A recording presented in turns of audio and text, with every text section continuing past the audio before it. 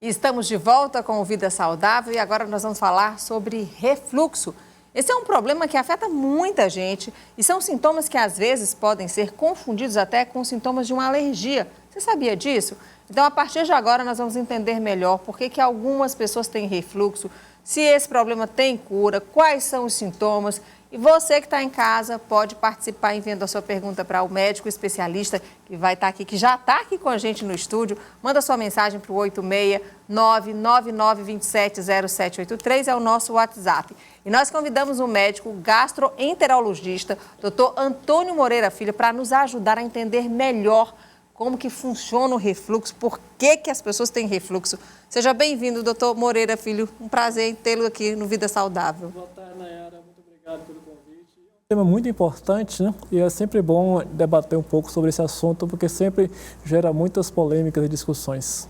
E muita gente tem esse problema, às vezes bebês também, a gente vai saber a diferença do refluxo quando é bebê e quando na vida adulta.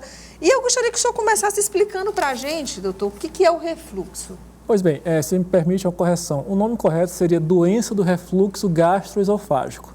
Esse é o termo correto. Mais técnico, né? Exatamente. Isso acontece quando o conteúdo gástrico ou também duodenal, ele ascende, né? Ele sobe para o esôfago e pode, inclusive, atingir as regiões da orofaringe, da faringe, da laringe, e por isso mesmo causa uma série de sintomas que podem ser esofágicos ou extraesofágicos. É uma doença multissintomática. Tá. A gente tem uma imagem aí, gente, dessa parte aqui do nosso corpo, para que o doutor possa explicar melhor, né, doutor? Vamos lá. Vamos lá, tá dando para o senhor ver direitinho aí para a nossa então, TV? Veja Vamos bem, lá. Ali embaixo você tem o estômago, né? aquele líquidozinho azul é o ácido, né? E ali em cima, aquele tubinho ali é o esôfago. Veja que na foto mais à direita, o ácido, que é o azulzinho, ele começa a subir pelo esôfago. Então, isso está bem caracterizado como um refluxo gastroesofágico. E aí que vem o problema, porque o estômago ele é preparado para ter ácido, né? É o ambiente que ele é produzido, né? Pelas células gástricas parietais. Mas o esôfago e a laringe, faringe, não. Quando esse ácido sobe para as regiões mais superiores, ele acarreta incômodo e vários sintomas que a gente pode aqui discutir. A gente vai também falar de cada sintoma. Agora me explique, o que sobe? Não é a comida, então, é o ácido gástrico para poder fazer a digestão da comida, é isso, doutor? Então, as duas coisas. Ocorre uma ascensão do ácido, como também pode haver uma regurgitação de pouco conteúdo alimentar acompanhando esse ácido. Pode também subir. Mas os sintomas principais são realmente pela questão da presença do ácido, que é um ácido clorídrico, né, que incomoda. Mas sim, ocorre também retorno de alimentos, a chamada regurgitação. Isso também volta a imagem, por favor, gente. E para não subir esse ácido gástrico, teria que ter uma tampinha ali, tem algum defeitozinho ali, doutor? Essa pergunta, então, é fundamental para explicar a fisiopatologia. Por que ocorre a doença do refluxo gastroesofágico? Veja que na foto mais à esquerda, separando do esôfago do estômago, há um músculo, né? Um tracinho, o diafragma. Essa região tem uma abertura chamada de cárdia, que é uma área de pressão.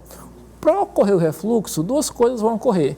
Essa região chamada cárdia está com a pressão, um tônus muito diminuído. Cárdia é um músculo? Um músculozinho que separa o esôfago do estômago. Ele tem uma pressão muito reduzida, ou então ele fica abrindo de maneira descoordenada, permitindo a ascensão do ácido para o esôfago. As duas situações são responsáveis pela maioria dos casos. Gente, o doutor Moreira Filho, ele é professor também, né, Sim, doutor? sou. Então, aqui eu sou sua aluna, tá bom, de medicina, dessa parte aí. Vamos lá, se precisar repetir. Vamos ver se eu vou passar nessa disciplina. Então, assim, esse músculozinho, quando você tem o refluxo, é como se o músculo, ele ficasse, não tivesse uma elasticidade, uma contração. Ele torna-se deficiente. É um músculo que tem uma pressão, tá? Ou ele tem uma pressão muito baixa, que não segura o retorno do ácido, ou então ele fica abrindo e fechando de uma maneira desorganizada, o que também favorece a subida do ácido. Agora a pessoa, ela já tem o refluxo, ela adquire o refluxo por conta da alimentação, o que acontece? Bom, aí vai dentro do que você falou, né? A questão de refluxo em criança é completamente diferente de adulto, né? Refluxo em criança é muito frequente, é mais por uma imaturidade dessa região anatômica e tende a ser transitório. A maioria com o crescimento, com o passar da vida lactante para 6 meses, para 1 ano, tende a melhorar de maneira realmente sistemática. Já no adulto, o refluxo diz muito respeito ao estilo de vida. O que vai levar essa impotência do cárdia realmente é uma alimentação rica em determinados alimentos e, sobretudo, condições como obesidade. O paciente obeso tem muito refluxo, porque ocorre um aumento de pressão abdominal, o que não vai, a cárdia não vai segurar essa pressão grande no abdômen. E também vícios como tabagismo tendem também a levar uma diminuição. Doutor, tem gente magra com refluxo, que eu conheço. Eu te chamo agora para conhecer o Rômulo. Ele é bancário e convive há 10 anos com refluxo. Roda aí o nosso vídeo. Boa tarde, Nayara, tudo bom? Quem está falando é o Rômulo Santos. Eu venho convivendo aí com esse refluxo, né? Já há mais de 10 anos. À época eu descobri através de começou algumas queimações inicialmente. Eu imaginava que era apenas uma gastrite. A gente tem o hábito de se automedicar, tomei algumas medicações para gastrite. E aí chegou um momento que isso se agravou bastante, né? Eu não conseguia mais comer, sempre me achava muito cheio, como comia um pouquinho e ficava muito assim, como se estivesse entalado, engasgado, alguma coisa nesse sentido. Um pouco de dificuldade de respirar, muito fechado aqui ao esôfago, entendeu? E aí fui atrás de tratamento. Descobri então que estava com refluxo. Então fiz alguns tratamentos, já venho convivendo há bastante tempo, né? Há mais de 10 anos. Esses tratamentos me ajudaram bastante, tive que mudar alguns hábitos alimentares, mas até hoje ainda sofro. Ainda tenho aí bastante tosse, não posso comer muito próximo do horário de dormir e venho convivendo com isso. Olha aí, doutor, o depoimento aí do Rômulo, acho que retrata bem, né, alguns sintomas do refluxo. O Rômulo é um paciente tipicamente portador de DRGE crônica mesmo, tanto com sintomas esofagianos, que ele falou, né, a dor torácica, a irritação no esôfago, como também com sintomas superiores, sintomas extraesofagianos, a tosse frequente, que você falou que pode confundir com alergia. Veja, quando bate ácido na garganta, isso incomoda muito. Então, é um mecanismo de proteção, essa tosse. E a causa mais comum de tosse crônica de origem desconhecida é realmente o refluxo gastroesofágico, a DRGE. E, como ele disse, é uma condição crônica e muitas vezes por tratamento contínuo. Agora, é fundamental, como eu disse, mudar estilo de vida, alimentação, perder peso. Inclusive, alguns casos podem ser selecionados para tratamento cirúrgico. Alguns casos com tratamento cirúrgico. Sim. Então, assim, tem cura refluxo, doutor? Então, vamos separar aqui as duas coisas. O refluxo é uma condição crônica, tá certo? O paciente, se ele não, digamos, um paciente que não perca peso, que ele não se adeque às recomendações, ele vai ter uma estabilização dos sintomas, mas desde que ele use medicação continuamente, como paciente hipertenso, como paciente diabético, tá? Agora, um indivíduo magro, jovem, e que você avalia com exames complementares, especialmente a manometria esofágica, e vê que exame é esse, doutor?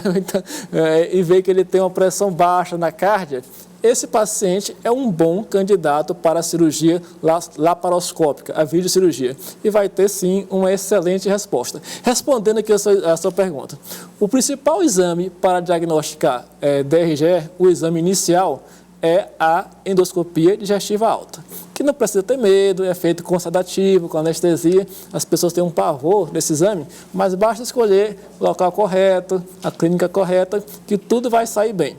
Então, esse é o exame para detectar se você tem refluxo? É o exame inicial. Veja, em metade dos casos, ele vai mostrar que você tem a chamada esofagite, que são as soluções de continuidade, os ferimentos no esôfago. Se tiver esofagite, você tem o refluxo diagnosticado. Mas Em outra metade, ou até mais da metade, a endoscopia pode ser normal, mesmo com o paciente com muito sintoma. E aí você tem que fazer uma avaliação funcional, que o correto seria a pH-metria esofagiana, que você passa 24 horas com um aparelhinho que é colocado via região nasal para monitorar o seu refluxo. E antes da pH-metria, você realiza a manometria do esôfago, que é para ver onde está realmente essa região da cárdia, né, que separa o esôfago do estômago.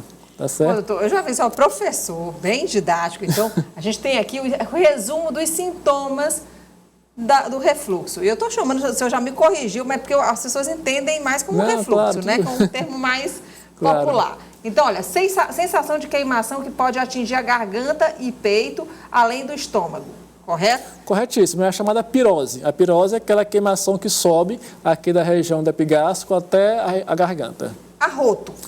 Você fica cheio de, né, arrotando. É isso. A eructação, né? O popular arroto. Arroto. Acompanha. Pode haver também retorno de ar. Isso aí provoca o arroto. Esse é um sintoma, né? Azia, que é aquela queimação aqui na... Então, azia é quase que um sinônimo de pirose. Pirose é mais usado quando é nessa região superior e a azia quando se localiza mais aqui na chamada região do epigástrico, a popular boca do estômago. Na boca do estômago, a queimação na boca do estômago. É. Indigestão. Então, o sintoma de indigestão ou plenitude não é muito característico de refluxo, não. Tá certo? Pode acompanhar eventualmente, mas não é um sintoma característico de refluxo, não. Os outros sim, a queimação, a azia, a pirose, a eructação, dor no peito, são sintomas. E quando atinge a região da garganta, pode dar tosse, pode dar pigarro, pode dar rouquidão e pode muitas vezes dar falta de ar. Esses são aquele sintoma de como se eu estivesse com asma, né? Exatamente, é uma causa de asma crônica de origem obscura. Tá Olha certo? Aí. A gente já tem pergunta para o senhor, viu, doutor? Vamos lá. Então, vamos lá, pode soltar a pergunta. Ó. É a Rosane da Cunha do Mafrense, bairro Mafrense. Tenho refluxo e já fiz o tratamento, mas voltou e continuo sentindo os sintomas. O que fazer? Então, ela exatamente relatou o que eu disse, né? Que a DRGE, o refluxo, é uma condição crônica, né? Que muitas vezes, dependendo do estilo de vida, e se a pessoa está com o seu IMC, com o seu peso bem acima, ela vai ter que usar remédio continuamente. Aí, minha sugestão para a Rosângela é procurar de novo o seu médico, avaliar como é que está a sua condição física em relação a peso, avaliar como é que está a sua alimentação, se ela tem esses hábitos errados de comer e deitar logo imediatamente. Tudo isso tem que ser corrigido, mas mesmo assim tem pessoas que fazem isso e permanecem com sintomas. Aí precisa usar medicação continuamente. Ok, então, tem mais pergunta, doutor? Pergunta da Lisa, do bairro Aroeiras. Existe cirurgia para quem tem refluxo? Eu só até já disse isso, né? Então, já respondi, existe sim. Agora, há critérios para indicação. Não é todo paciente que pode fazer cirurgia. Especialmente um paciente obeso, essa cirurgia ela não funciona, porque é um aumento de pressão muito grande que vai ter um mau resultado consequente da cirurgia. Então, há critérios para a seleção. Tem que ser magro e tem que ter uma hipotonia da região do cardio, do esfíncter. O que é hipotonia? Uma pressão baixinha. Isso. Na hora que vem um termo técnico, eu acende o alerta aqui, doutor. Tem mais pergunta, produção? Olha, quem tem problema de asma pode complicar o refluxo? É uma pergunta da Sônia Luiz Corrêa, Piauí. Ô Sônia, veja bem, o refluxo, como estávamos aqui falando, ele é uma possível causa de asma de origem obscura. Agora, o contrário aí, eu não entendi bem a pergunta, mas acho que não. Por exemplo, quem tem asma já tem asma e que não é refluxo, e que tem asma e refluxo, vai interferir as duas coisas? São condições separadas, eu vou exigir tratamentos distintos, né? O tratamento de refluxo a pergunta também pode ser assim, se a pessoa já tem asma, aí tem refluxo, pode piorar ainda mais a asma eventualmente dela? Sim, aí diria que sim, eventualmente sim. Acho que eu estou tentando aqui entender melhor a pergunta. Deixar bem mais claro para a nossa telespectadora. Sim, eventualmente sim, pode acontecer. Marília, pergunta da Marília, quem tem refluxo sente dor nas costas? Não, Marília, não é um sintoma de refluxo não, aí deve ser alguma causa ortopédica, alguma coisa a nível realmente osteomuscular. Não é um sintoma de refluxo, não.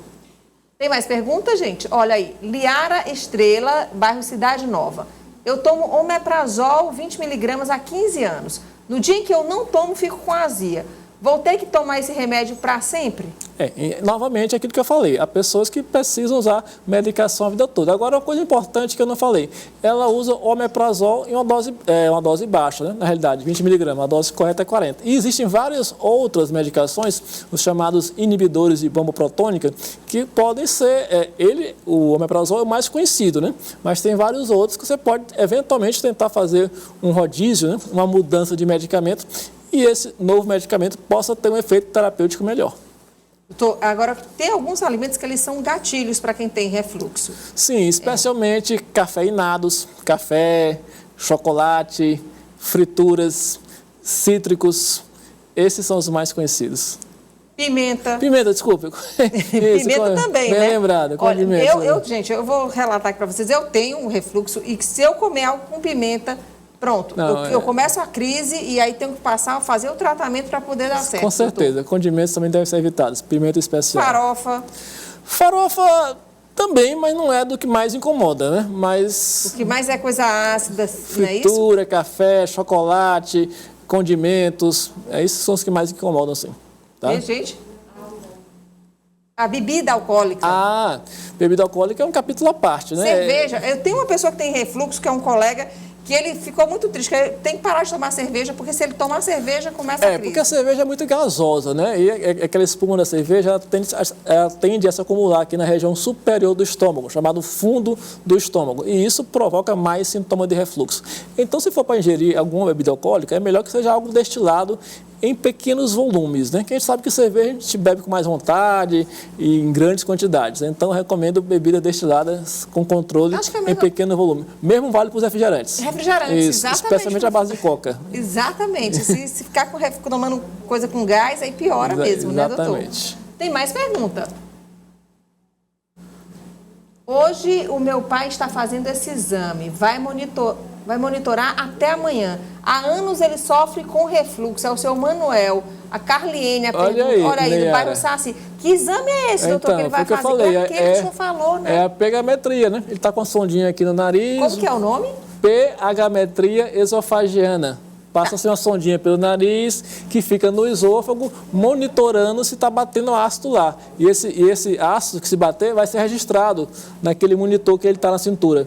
Essa é a pegametria. Amanhã ele tira o aparelho e os dados desse pH-metro, desse cinturãozinho, vão ser transferidos para um software específico que vai quantificar quantos refluxos ele teve no dia. E a pessoa tem que passar o dia deitado com esse aparelho? Não, aí está errado. Se ele ficar o dia deitado, vai ser um exame prejudicado. Porque ele tem que ficar como se fosse normal. Dia normal, exatamente. Mas aí, doutor, não dá para trabalhar com esse negócio aí, né? Excelente. Mas tem um atestadozinho. Eu sempre dou um atestado quando pedem, mas ele tem que se movimentar, ele tem que andar, ele tem que comer. Assistir a TV, fazer... Nada de ficar deitado, porque senão vai ser um exame prejudicado. Então, esse exame, agora a pessoa só faz quando é um caso de refluxo muito grave, né, doutor? É um exame que eu faço quando a endoscopia é normal, o paciente tem sintomas persistentes, especialmente esses sintomas aqui na região superior, tosse, pigarro, e quando eu penso também, eventualmente, em um tratamento cirúrgico, que eu tenho que caracterizar que esse paciente efetivamente tem refluxo. Okay. Porque ele tem uma sensibilidade, ou seja, uma capacidade de demonstrar o refluxo maior do que a endoscopia. A gente tem mais uma pergunta da Jaqueline. Quem tem refluxo pode sentir dores de barriga? Não, Jaqueline, a dor de barriga aí deve ser uma coisa a mais, né? O refluxo não costuma causar dor de barriga, não. Agora é fato que pessoas ficam muito incomodadas, ansiosas, né? Então, mas causa dor no estômago, refluxo, doutor?